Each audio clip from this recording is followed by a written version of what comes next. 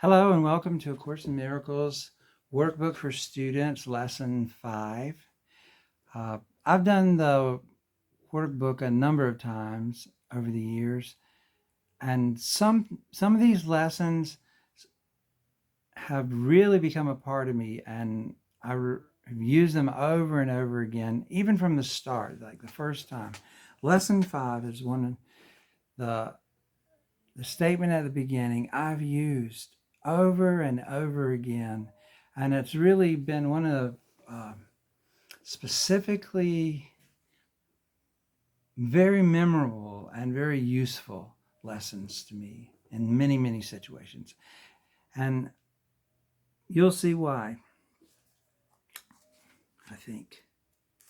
So let's, like we have in the past, let's start with lesson 1, which says, nothing I see in this room means anything.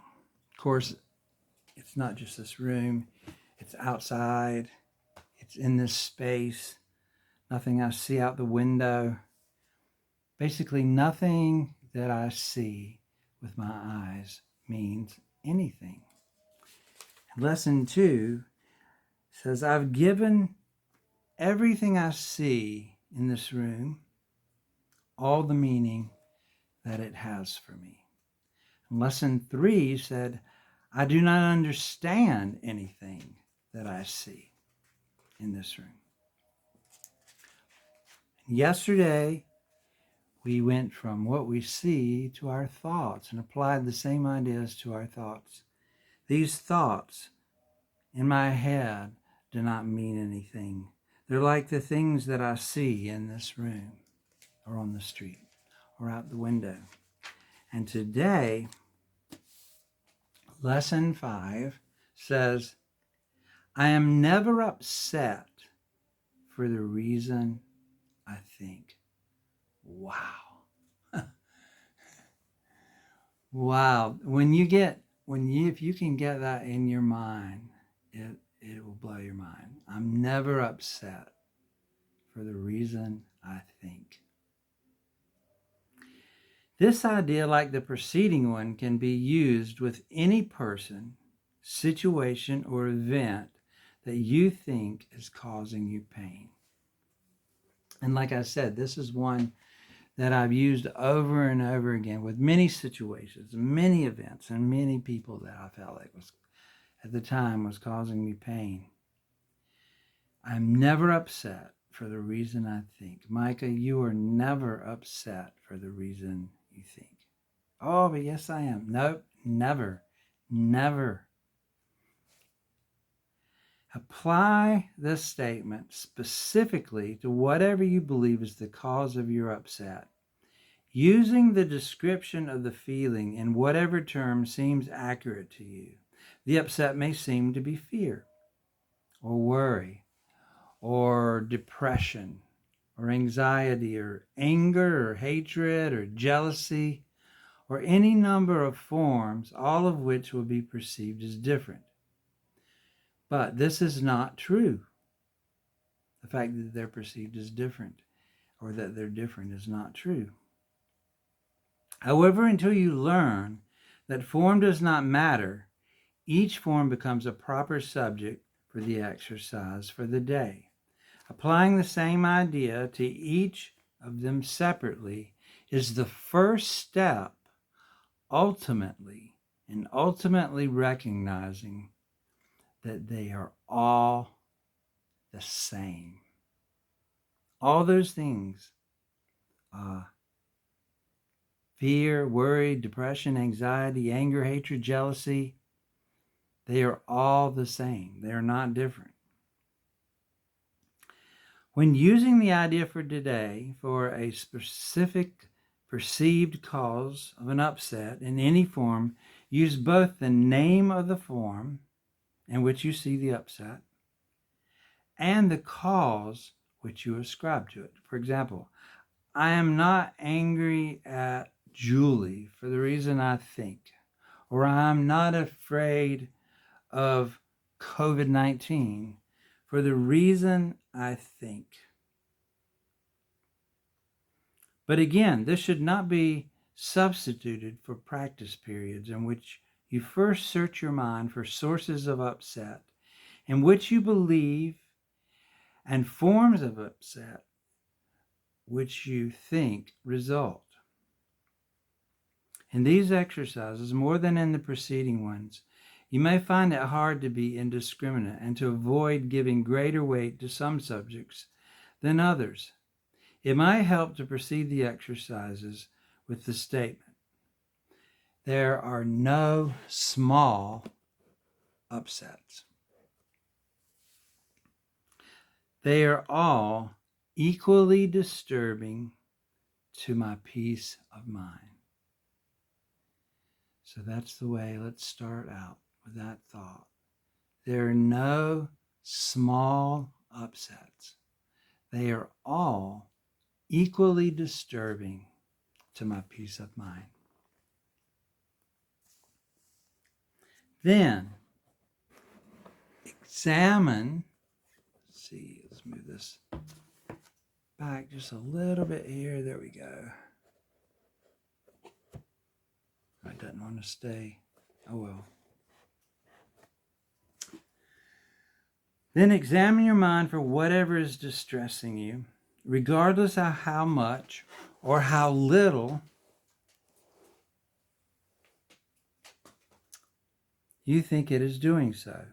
You may also find yourself less willing to apply today's idea to some perceived sources of upset than others. If this occurs, think first of this. I cannot keep this form of upset and let the others go. For the purposes of this exercise, then, I will regard them as all the same.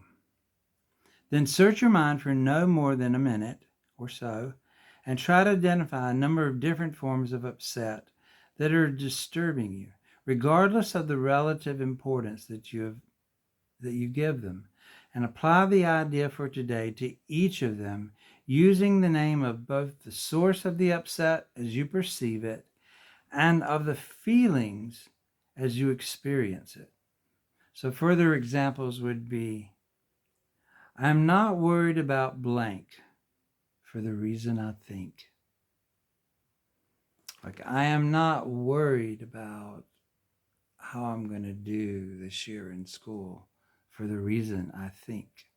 I'm not worried about where my next job is going to come from for the reason I think. I'm not worried about what so-and-so is going to think of me if I don't come to their party for the reason I think. So 3 or 4 times during the day, during this exercise, the Course tells us, is enough. So really, these exercises are not a big burden and they don't take a lot of time, but they are very powerful and they really are doing a whole lot in your mind that you won't even hardly begin to realize at first. But later on, you'll notice that the way you look at the world, the way you think about people, the way you think about things is changing. And even the way that you respond to the world is starting to change because you're seeing it differently and your eyes are being open. So it's exciting, and if your mind is resisting some of these ideas, that's okay. Just go ahead and do the exercises. That's to be expected because you're going to want to, for example, attach more importance to some fears and some anxieties than you do to others. And the idea that they're all the same might seem very foreign to your way of thinking. But that's okay. Just go ahead and just practice these exercises because this course is going to slowly change the way you see yourself and the way you see others. And you're going to find that you never really knew yourself and you never really knew others.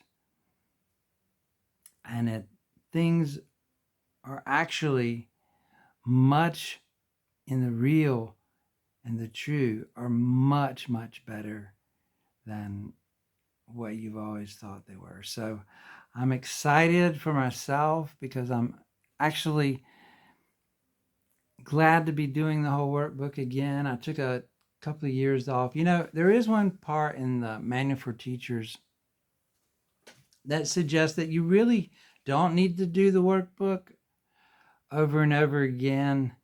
But sometimes it's just, there's nothing wrong with doing the workbook if you've done the workbook before. And so I find that I've done the workbook several times, and each time I do the workbook,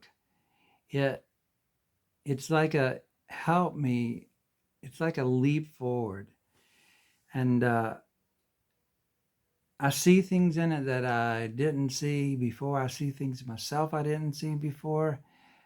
And so I am really excited to be doing the workbook again. Last year and the year before, I decided I was just going to spend time mostly in the text, because in some of the years when I've done the workbook, I've been so busy that I haven't had as much time to spend on the text and to get the real more foundational things that aren't really covered sometimes in the workbook.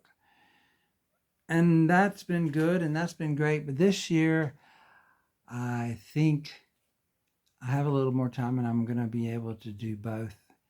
And I'm really excited about that. And I'm really excited about doing it online with other people. There's a lot in the course that says you're always teaching yourself. And so in doing the workbook with you, I'm really teaching myself and strengthening these ideas and these concepts in my own mind. And so I send out love to all of you. We are one, and I am so thankful and grateful to all of you for doing this with me and for allowing me to do it with you. So bless you. Have a great day, and I'll see you tomorrow.